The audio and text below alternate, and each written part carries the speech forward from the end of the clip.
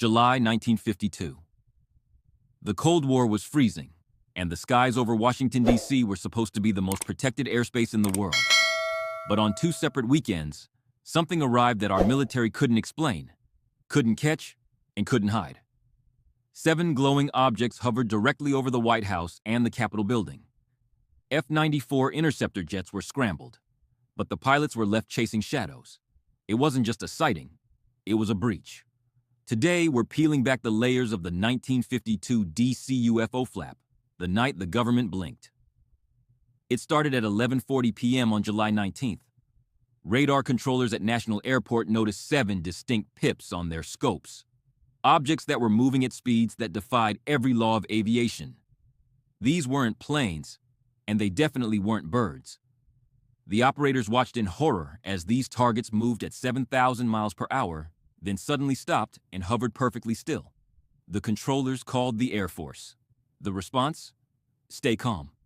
But how can you stay calm when the sky is being invaded by technology that's literally decades ahead of its time?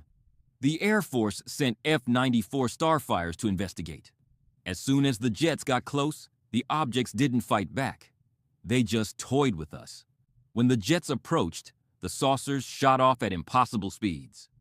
When the jets turned back to base, the saucers returned to hover right over the heart of the U.S. government. One pilot, Lieutenant William Patterson, later reported that when he locked his radar onto the objects, they didn't run.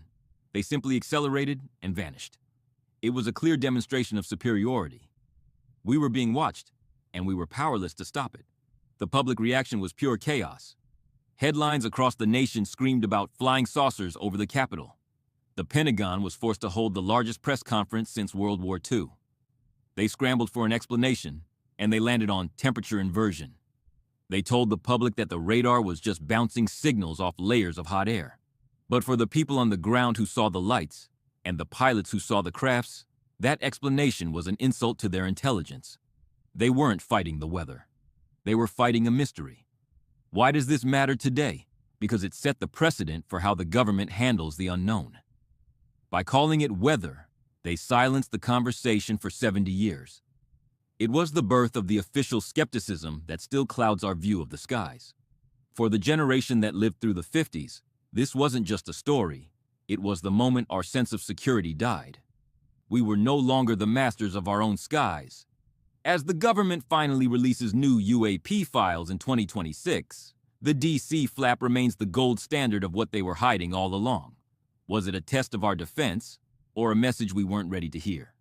If you were around back then, or if you followed this mystery for years, I want to hear from you. What do you think really hovered over the White House that night? Drop your thoughts in the comments. And if you value history that isn't sugar-coated, hit that subscribe button. Thanks for watching. Peace.